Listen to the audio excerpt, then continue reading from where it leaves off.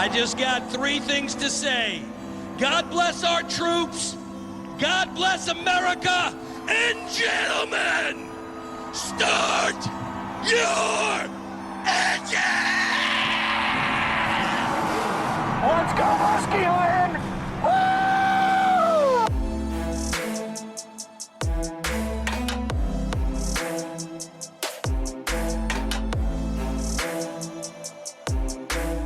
All right, welcome back to another week of Muskies on Tap. I'm your host, Gus Manti. Thank you guys for listening last week. We had a blast making the podcast about our opener. Had a great time talking with Jack last week and fishing with him. And so that was a good time. Thanks for everybody tuning back in. This week's going to be a little bit of a mashup here. We're going to start with a little bit of talk about Monday Night Musky League, the first night of league. Then we're going to cruise on into some Q&A. And right after that, Max and I will talk a little bit about our upcoming PMTT tournament in Madison. So everybody stay tuned for that. We got a good pod ahead of us. Joined with me tonight is Max Manti. How you doing tonight? I'm doing great. We're recording a little bit later than we normally do, so if I'm lacking a little bit of energy, I apologize on the front end here. But yeah, excited for the week. Looking forward to getting on the road here, heading to Madison. Really excited to fish in my first PMTT of the year. Build off of what you were able to do down in Kentucky. Excited to hear about your Monday Night Musky League night. Sounded like a good one, and especially coming off of what sounded like a fairly slow week up there. So yeah, looking forward to chatting with you boys, and excited to get into it here. Yeah, me too. Gonna be a dandy. It was slow, but finally some fish were caught, and we're pumped getting ready to go to Madison. So, and the other Muskies on Tap member here tonight is Brian Eckel. How you doing tonight, Brian?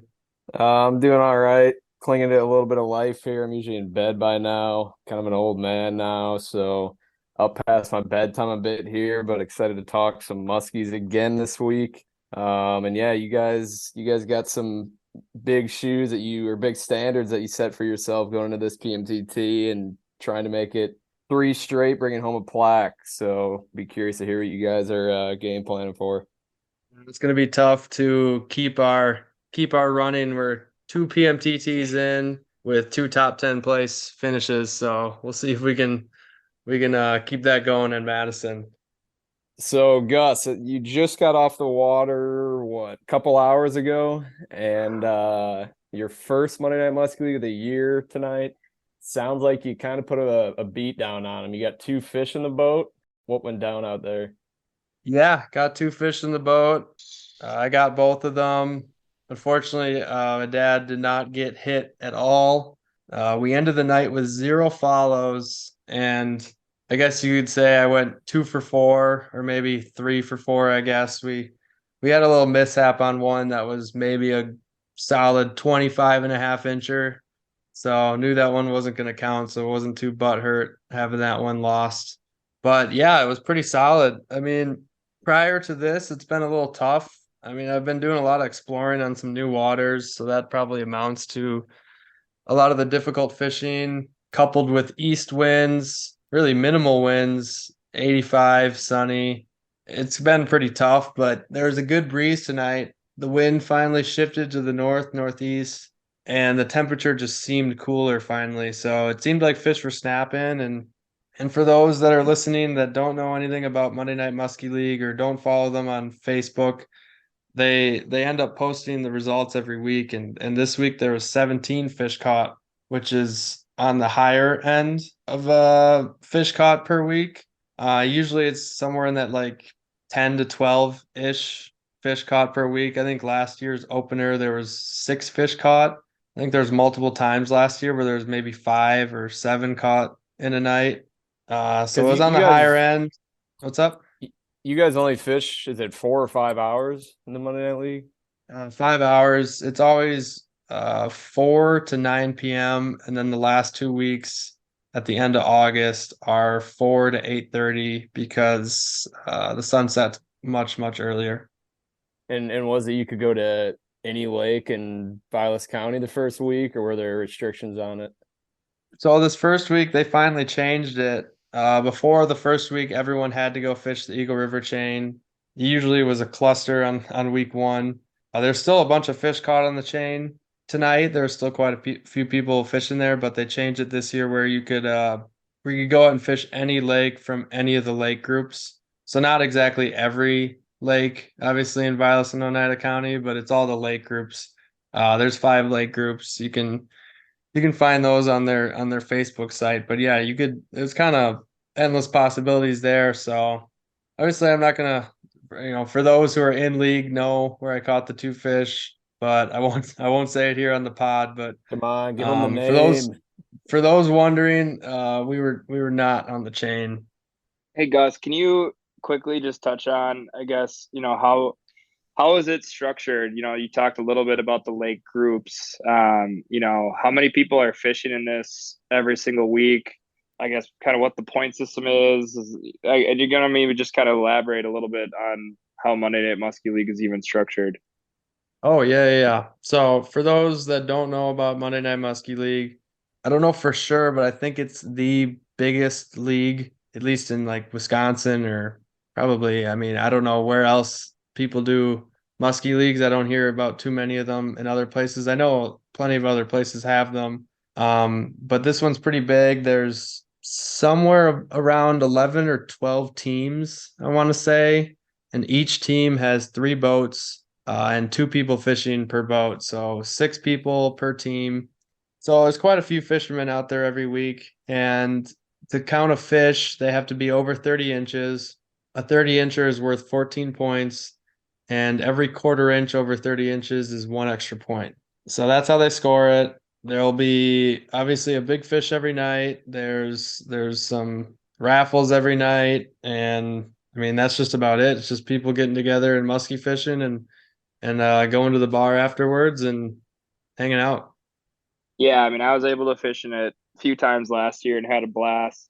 You touched on the lake groups a little bit, so they put together a group of lakes each week that you're able to fish, right? And then you can always fish the chain if you want to.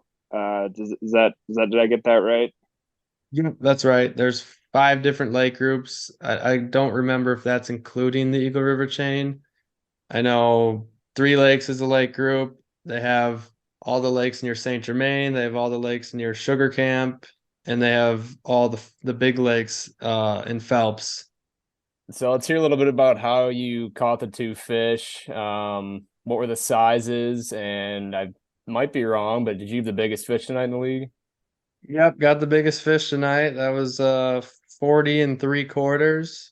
I think it was the only fish over 40 inches, which is pretty cool. I mean, it's pretty normal usually to not have too many big fish early in the year in league, but it was definitely cool to come in and see that was the biggest one. But the league night started at 4 p.m. and I got smashed at 4:08 and missed the fish. So that was that was an absolute tough way to start out the night.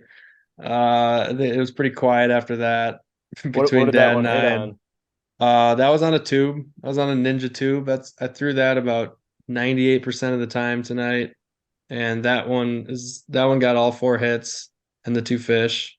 Were you ripping the tube over shallower weeds or?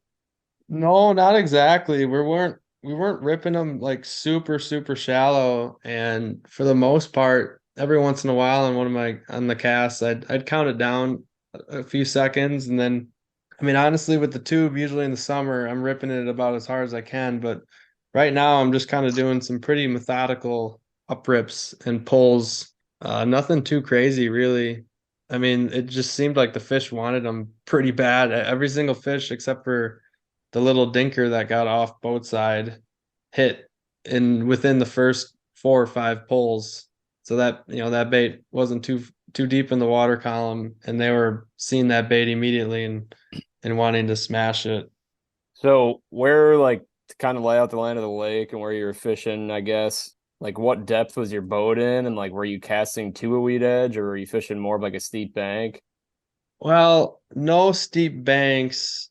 I don't know. I'm trying to describe this for the listeners that that may have fished Monday Night Musky League and know where I was. In that case, I don't know if I want to give up too much info for them because this is a lake that I do fish quite a bit and it does get quite a bit of pressure. So I'm gonna keep it pretty basic. I'm fishing weeds, fishing a lot of bait. A lot of the weeds stand up pretty tall in some areas, and some of them lay down pretty low, which is why I'm kind of Boo. pitching around and letting Weak. the Weak. sorry, dog, I just can't do it. Boo. Well, I No, don't know how much it would help people. I mean, if I talk about depths, I could say some depth, and then somebody goes and fishes a lake with a weed line at 4 foot, and then somebody goes and fishes a lake with weeds out to like 20 feet, you know? So, yeah, no, I'm just giving you a hard time. Oh, here, yeah. let me rephrase it then. Did the fish seem to be chasing bait in the choked out weeds or like the thickest weeds up shallow like they were over opener, or had they kind of moved off the break a bit?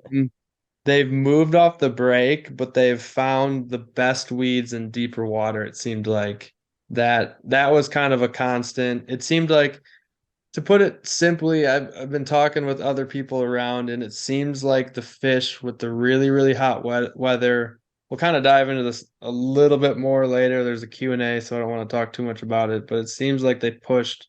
I wouldn't necessarily say like really deep.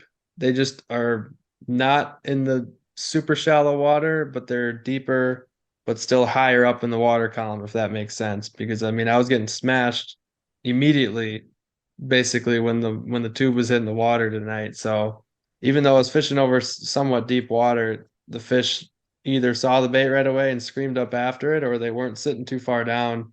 I mean, I was marking bait anywhere from the bottom to the surface. We were watching them pop on the surface. So there was like, no place where the bait wasn't, pretty much.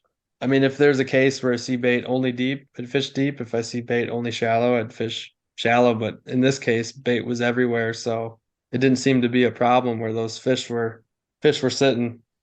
All right, cool. Well, sounds like you had a really good opening night for Monday Night Musky League. Good start to the year for not only yourself but your team too. So that's exciting, and also a little good momentum for us heading down to Madison. So hopefully we can kind of keep that going.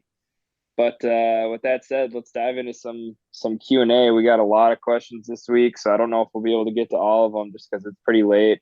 We kind of took out we kind of selected a few that we wanted to touch on. So yeah, keep those questions coming. They're awesome. But yeah, let's dive in.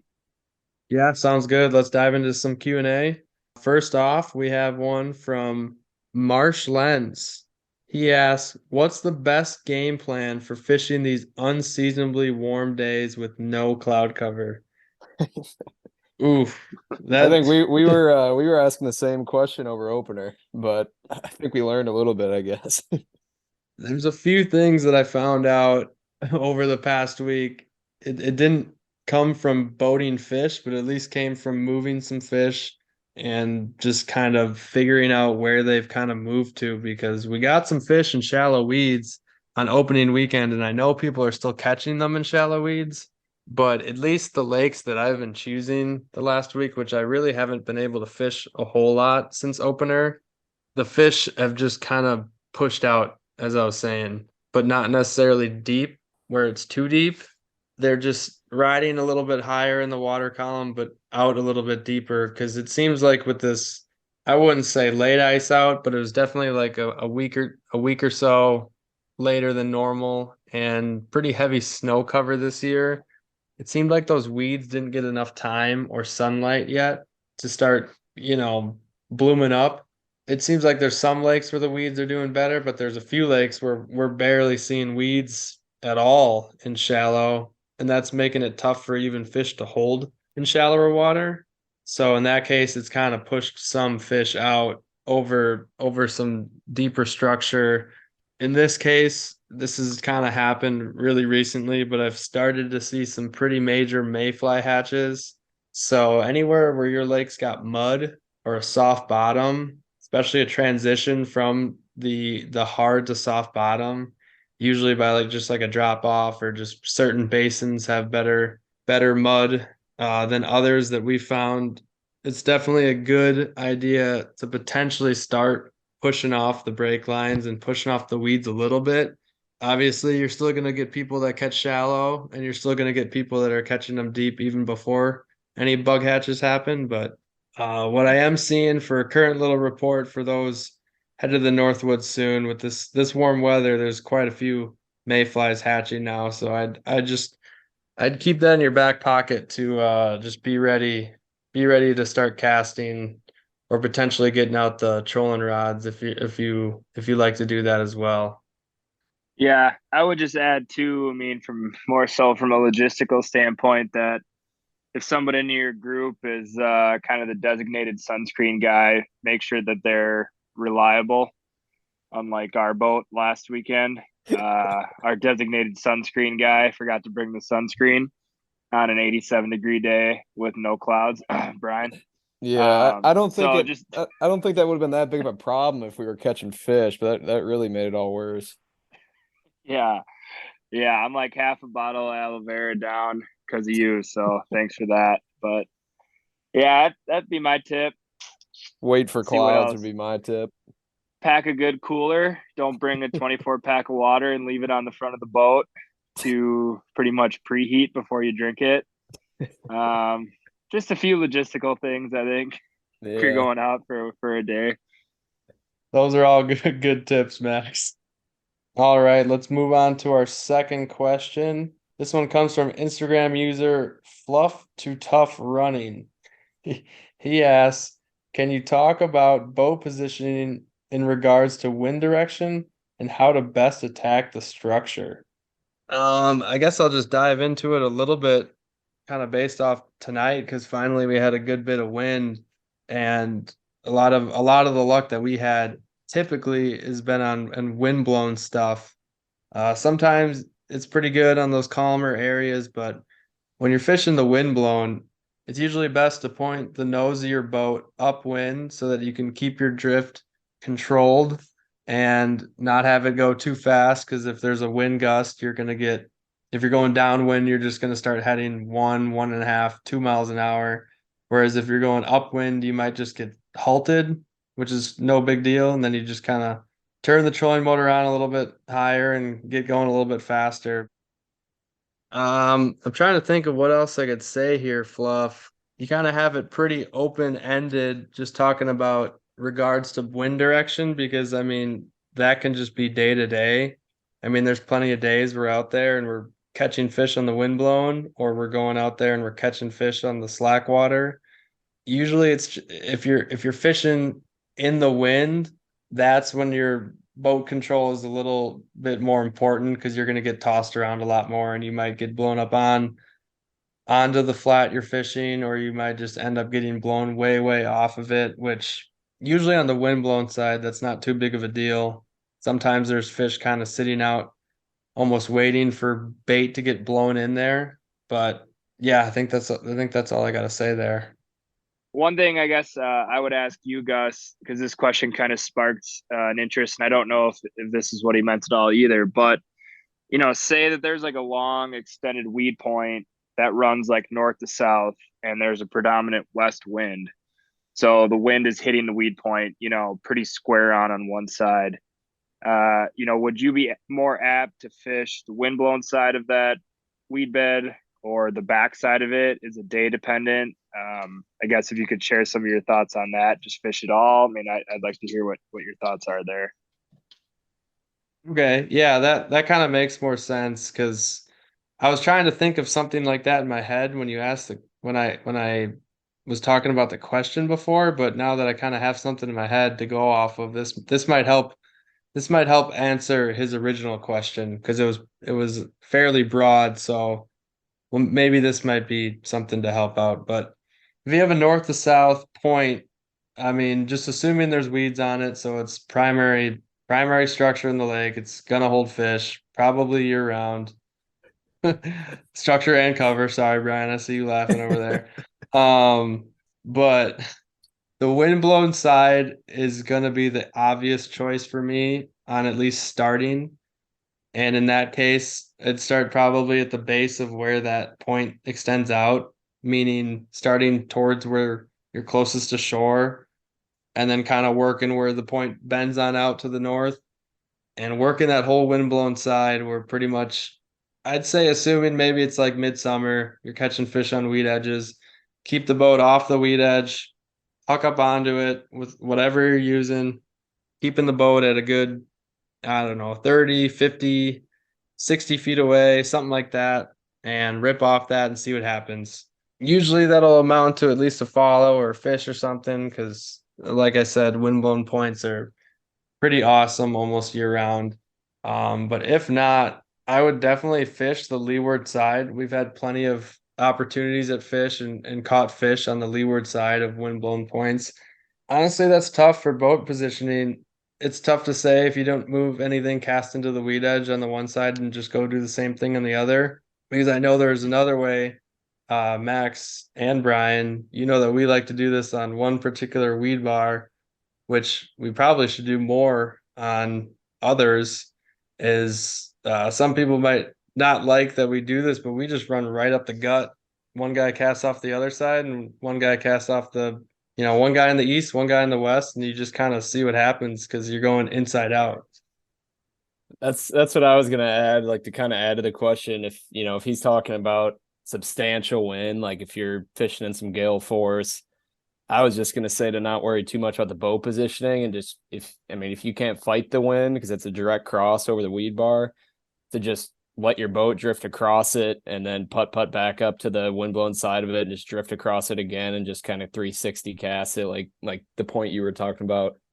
Yeah, there's definitely times where there's a good stiff breeze where maybe you're not going too fast when you're going downwind, and obviously it might be a little bit too breezy to go upwind the whole time. I mean, sometimes you can keep your boat almost at a 45 into the wind while moving forward, if that makes any sense. And like the guy in the back of the boat kind of casts a little bit almost behind him, and then the guy in the front of the boat kind of tosses back towards the back a little bit because the boat's at an angle instead of if all right, maybe I gotta explain this a little bit better. If the boat's just running parallel with the shore, obviously the two people in the boat are gonna cast a little bit ahead of the boat, right at the shore or something like that.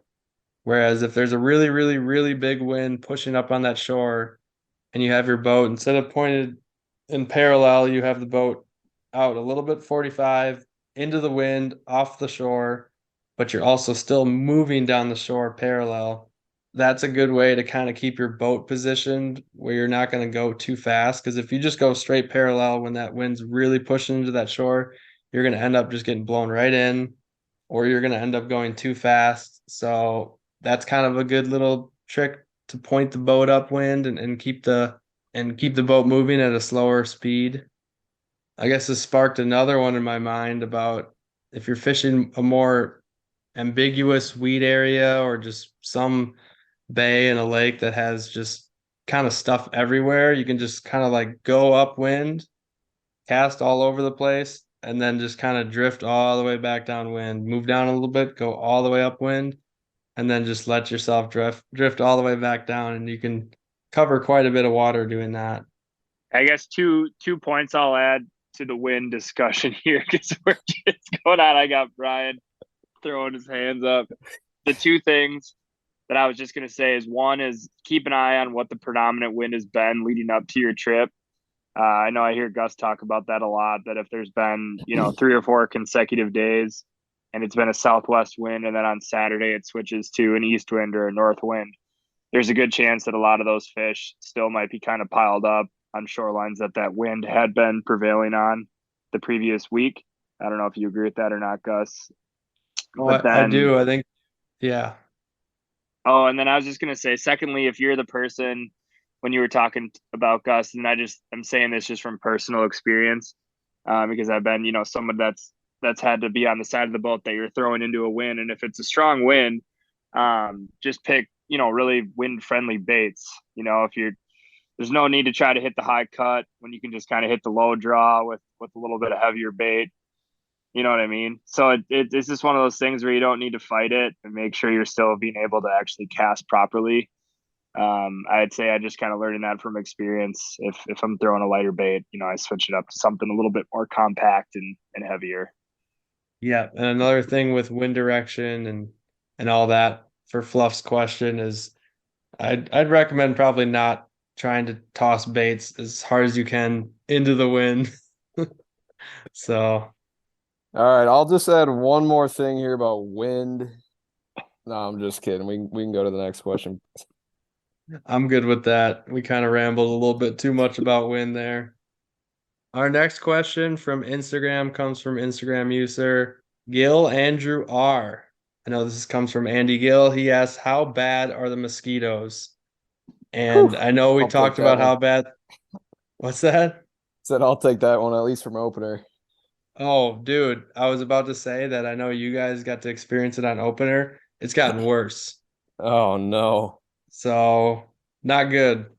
I'll quickly add, too, the same guy that's designated to bring your sunscreen was also designated to bring the bug spray in our boat as well.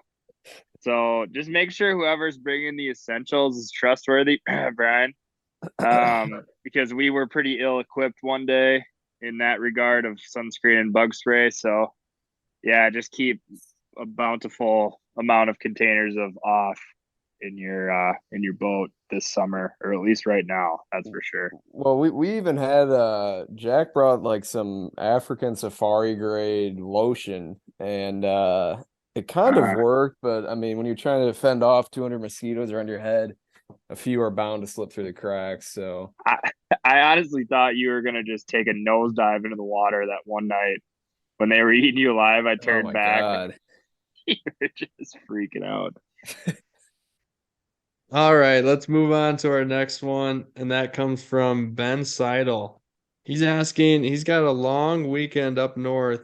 I believe he told me it's this weekend, and he's also kind of talking about the recent warm spell, and he's pretty much asking about the patterns if they've kind of altered it all. And I would say for you, Ben, I kind of just touched on it earlier. We talked about a little bit of looking at the mud because really, there's just going to be more and more bug hatches happening, despite if there's any going to be any colder weather coming. I'll take a look at the forecast really quick.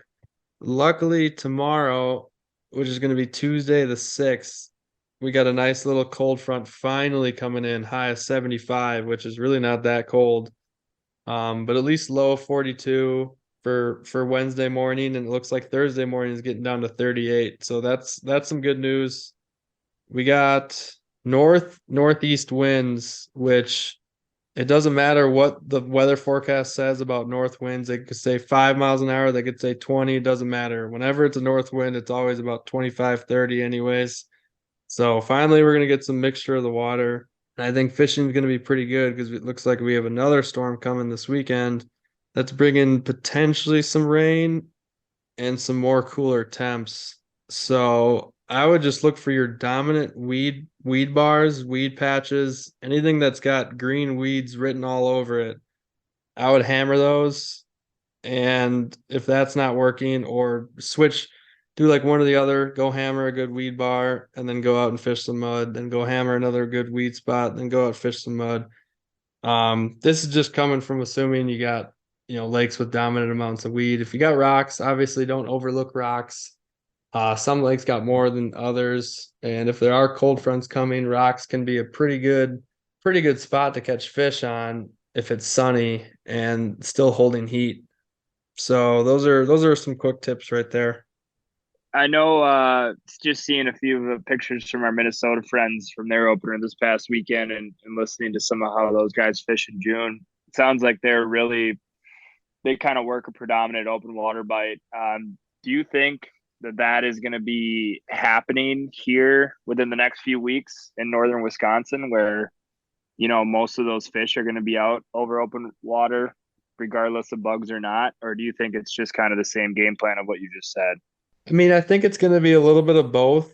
Those females are pretty post spawn now, obviously. I mean, with the water temps increasing so much and the seasonality is just jumping ahead up here. I think it's going to be a combo of those females looking to recoup, which is usually it's going out to deeper water, not necessarily lower in the column, but deeper water because that won't fluctuate as much. And I know those females like to stay in water that doesn't change so much. And that open water usually just so happens to collide with bug hatches that have already started up here. And I know they're just going to continue to keep on going because that significant bug hatch that happens up here has pretty much started now, or usually starts in these first, second or so week of June, and then kind of leads up into late June, sometimes into 4th of July. It's all depending on where you're fishing. I mean, if you're only fishing deep, clear lakes up here, it might go later. If you're only fishing shallow stained lakes that are small in size, that might end earlier. But it seems like those Minnesota guys really put a hammer on them, definitely throughout June and definitely into later June. And typically with Minnesota, it seems like they got slightly cooler temps, a little bit later ice off.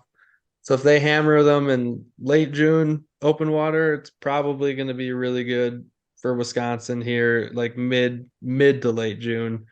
Seems like they're always just like a little bit potentially behind. I mean, I don't know too much. I might be just talking out of my ass there because I've never really fished Minnesota ever, but if somebody's got more input on that, I'd love to hear somebody give me a message or something. I'd talk a little bit more about open water if we could, because that's probably going to be the dominant fishing that we're going to be doing over the next few weeks.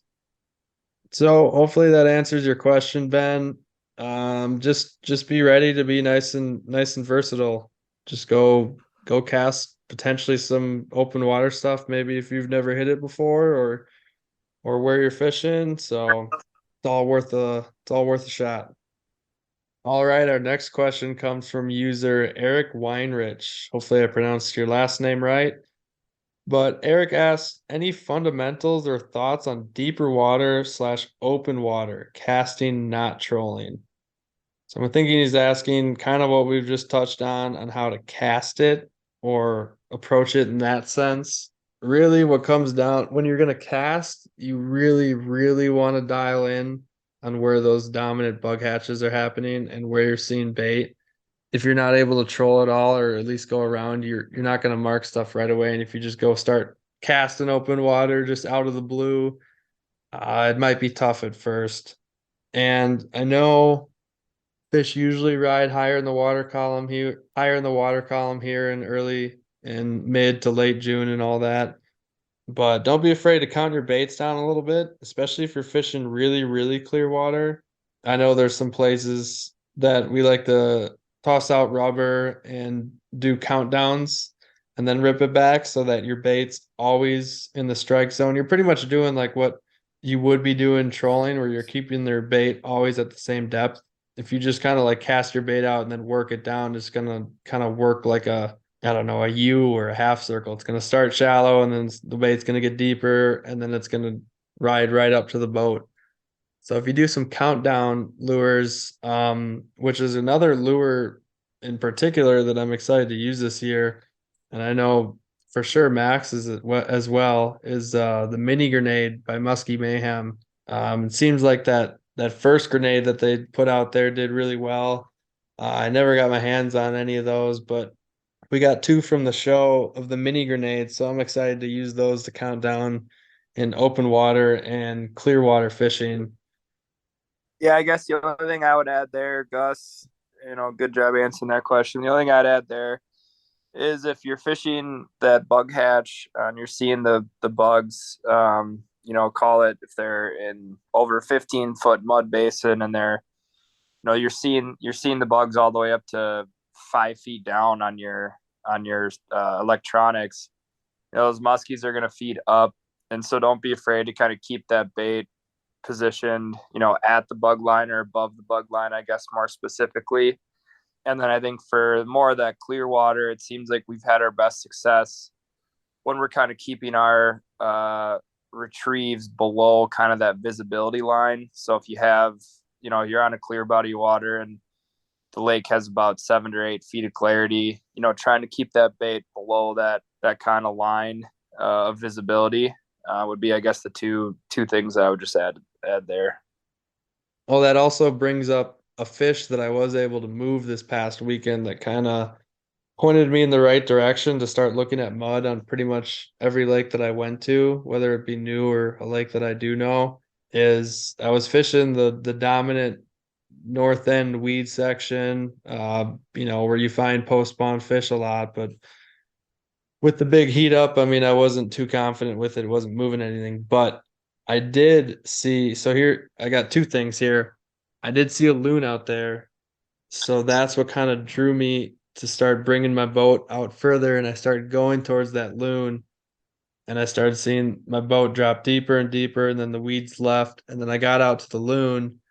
And I was probably a good cast and a half to two casts off the weed line in slightly it really wasn't like that much deeper than the weeds, but I was just out from there and it was just primarily mud and I started picking up a little bit of bugs, a little bit of bait, and that's when I moved a big female that was probably a good 46 to 48 incher, and that just kind of like sparked a light bulb in my head. I'm like, oh, this is already happening. This is why it's been pretty tough in the weeds on some lakes compared to others, is that there might have been a pretty big push of fish out into open water recently. So I would definitely keep your eye on loons because they're gonna know where that bait is before you even do or are able to look at your depth finder. All right, here's another question. We got another one from Sad Boy Musky Club. Shout out Sad Boy. He's got a good one Yeah, here for boy. all of us. Yeah, boy. And he's asking top three bucket list musky destination. Oh man. I haven't really been given this I much wish it of a wasn't so. thought. What's Wish it that? wasn't so late. I feel like we could talk about this. I said I wish it wasn't so late. I feel like we could talk about this, planning out future destination type trips on this question. But No. I'm excited to hear what your thoughts are. Top three musky destinations. I guess I haven't been to Canada, and I don't know. I guess Eagle Lake's probably the most famous one up there, but I mean, really anywhere in Canada seems kind of like a cheat code in musky fishing. So that'd be number one. I guess barely number one. Number two, though, Lake St. Clair. Seems like that's kind of the pinnacle of musky fishing destinations. And then number three, that's gonna be tough. And I'm gonna say this one not necessarily because I'm guaranteed to catch a wall mounter. And we have been here once before, but it looks way too juicy, and I want to fish it again, and that'd be the Chippewa flowage. Ooh, I like that one. So I don't know if you guys want to say no repeats here, make it really tough on you, but what do you got, Max? Let's try. Maybe you're allowed one overlap All just because right. it could be tough. Okay, I'd say, well, one of them we're lucky enough Gus and I are going there later in the summer. Lake Vermilion. I've always wanted to fish there. See Gus snapping his fingers because I just took one of his. I am fired up to fish that body of water. Ever since I moved to Minnesota, a lot of people have talked about it. Not even people that musky fish, just people that go up there and like vacation and stuff. They always talk about how cool it is. I don't know. I've never fished for muskies in a lake that size before. I think it's like 40,000 acres, and we got I think 5 days to go up there and fish it. A day and a half of that's going to be a tournament, but I know Gus and I are going to take our time up there and really do a lot of fishing and kind of use it as a trip. So I'm really looking forward to that. That's on my bucket list, and lucky enough to be able to check that off this year.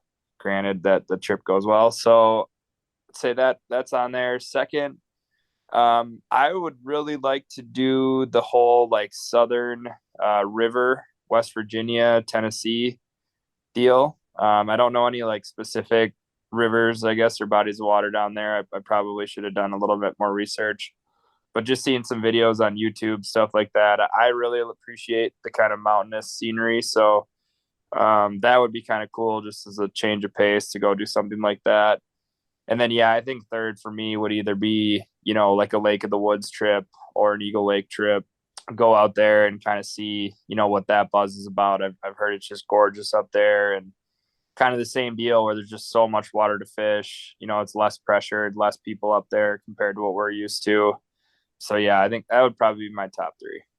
I think I'm going to use my one overlap here with Lake Vermilion because that one is just easily on my list for a while, and I'm really pumped, like Max said, to go there for the PMTT. So that's going to be a blast. No matter what the outcome is, I think it's going to be a great time fishing. Our dad's joining along too, so it's pretty much just going to be like a half vacation, and then the 1.5 days of tournament fishing. So that I'm super pumped for. Another bucket list muskie trip, which this one would probably be a little bit more of a grueling task for Canada, because I know a lot of people do go to Eagle and Lake of the Woods and Lac Seul and all that just to go catch a whole bunch of them, and obviously have opportunities at plenty of 4 foot plus size fish. But one that I'd really like to try is get out, do a whole week at Georgian Bay, where they have probably some of the absolute biggest muskies, where it's still just super, super tough fishing. I mean, you always hear about some of those places can really beat you up and you won't see a muskie for days or something like that. I know we've enjoyed watching some of those videos that Kyle Garon, I don't know how to pronounce his last name, he puts out. Slobland Flicks, that's it. Slobland? Yeah, Slobland. He's got that's probably one of the funniest muskie videos on YouTube. Yeah, that's some of the best content. Those videos are insane. They're just casually pulling in 57.5 by like 27-inch fish. They're like, yep, here's another fish over 55 here that we got this fall. And it's like, holy shit, that would be insane to hold a fish like that. That's gonna leave it pretty tough for me to pick a third one. I think the last bucket list muskie trip would probably be something related to a really scenic river. I don't know that many around here super well at all. I haven't really fished many, but it would be really cool to find one somewhere in Wisconsin or the UP and just kind of take a float trip. It would probably have to come with a different style of boat, which we do not have, but if I could do that sometime in my life, that would be pretty cool to kind of do a camping multiple day and night river trip and just floating out in the middle of nowhere where there's nobody around you or probably not have been that many people at all. So that would be a cool one to do. All right, we got our last question of the night here, and that comes from T Brew 77. What's up, TJ? What's up, Bruce? All right, he asked, is it difficult to sit in a boat for 12 hours with Brian? If so, would love any further insight. Is that question rhetorical? I love getting the weekly question from the clown himself when he tunes in. Simple terms, yes, but it is very entertaining. I think I agree with that.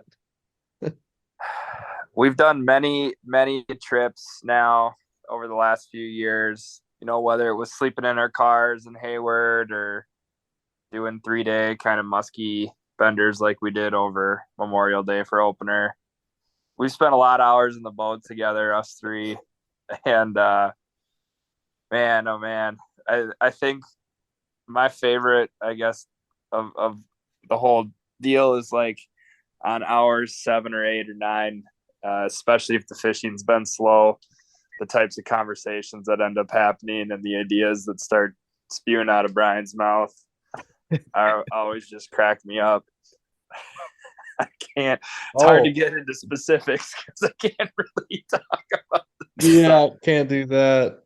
Yeah, we get when we do go 8+ hours out of fish, we have to find a way to stay entertained, and sometimes our convos can get pretty entertaining and slap happy. So that usually comes on after our 2 hours of quietness, trying to deal with the poor fishing. Brian, I'll give you a lifeline here. What is it like? What's it like fishing in the boat for 12 hours with Gus and I? What's your least favorite thing about it? Let's give the people what they want. Least favorite thing?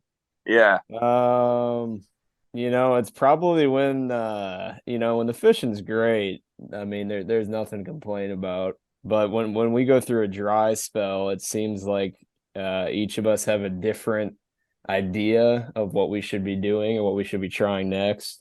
And then it's usually just each of us throwing light jabs at each other for the next like 2 hours or until we see a muskie again about how we shouldn't be doing what we're doing. So that's also kind of the funniest part too. Brian's like Kendall Roy from Succession, where he's just like constantly trying to overthrow Gus from controlling the boat and having all the power of where we fish and how we're fishing. And he just fails every single time.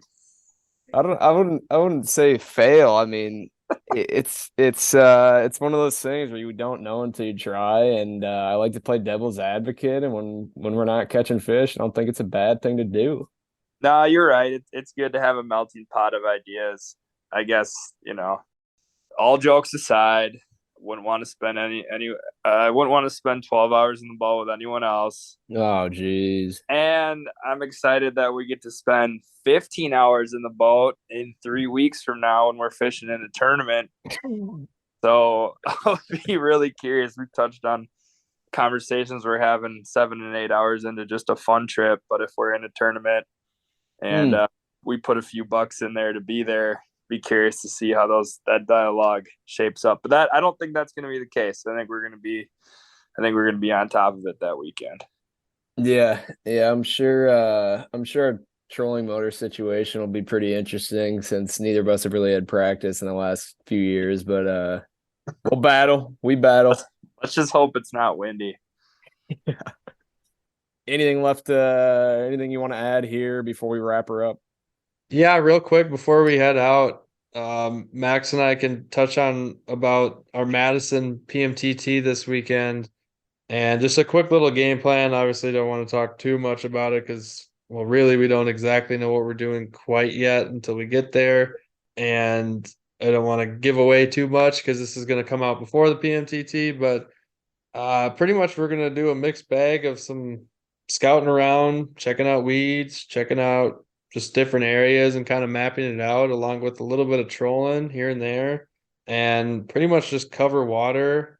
Hopefully mark some fish. I'm not sure how much fishing we'll do. We might do, I mean, obviously when we're trolling, if you get one, you get one, but not exactly sure how much casting we're gonna do.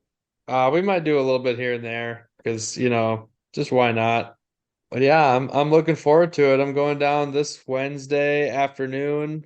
I'm gonna have some buddies from Madison hop on the boat that night, and we're just gonna do a little trolling and hopefully get some muskies for some of my buddies that either don't musky fish or haven't in a while or don't do it super often. So hopefully that goes well, and then Thursday and Friday are just going to be all scouting days.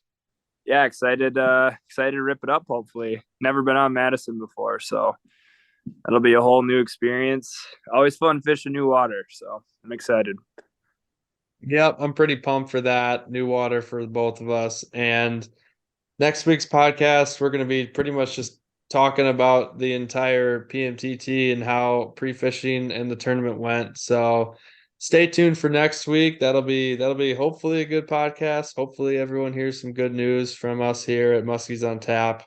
Oh, and actually, Gus, we do have some pretty exciting guests coming up here over the next few weeks. So I'm also looking forward to that as well. So you don't have to just listen to us three idiots ramble on every single week. And lastly, Brian, what's your prediction for the week for Gus and I? How much faith you got in the kids? I'm gonna call your placement. I'm gonna say a heartbreaking runner-up finish. Wow. Whoa. And in terms of fish caught, you're probably gonna bag 242s and a 37. So I was just thinking about this. I appreciate the confidence, but I was just thinking about this. So we've given out 2 weeks of predictions now for fishing, and I think we're 4-0 on the under for average. Yeah. Yeah, for we get pretty total fish confident. and total inches or whatever we do. So hopefully that changes around after these predictions. That'd be nice. We're gonna keep reaching for the stars, yeah, until that tide changes, and then we'll get on a roll. Absolutely. Well, sweet. Yeah, I love the confidence from you, Brian. Hopefully we can bring some hardware home again. That would be pretty awesome. But before we leave you guys tonight, I'm gonna quick just give my socials and number where you can reach me at. So you can find me on Instagram at Suggs Fishing. That's where I mainly post a lot of the Q&A, sometimes on Facebook. But you can add me as a friend as Gus Manty on Facebook, or follow my guide service page, which is Suggs Fishing Guide Service. You can also reach me at my cell phone number, which is 920-264-3816. Don't be afraid to just send me a text, give me a call, and leave a voicemail if I don't answer right away. So, boys, I had a great time talking tonight. As always, look forward to talking each and every week. This has been a lot of fun for us to do, and I really hope that everyone out there enjoys it. But before we say goodnight, Ryan, take it away. Yeah, I just want to thank everybody again for listening this week. As Gus said, super fun stuff for us. Hope you guys are able to learn a little bit of something from each week's episode. But everybody going on Madison this weekend, good luck out there in the waters, tight lines, big fish, get after it.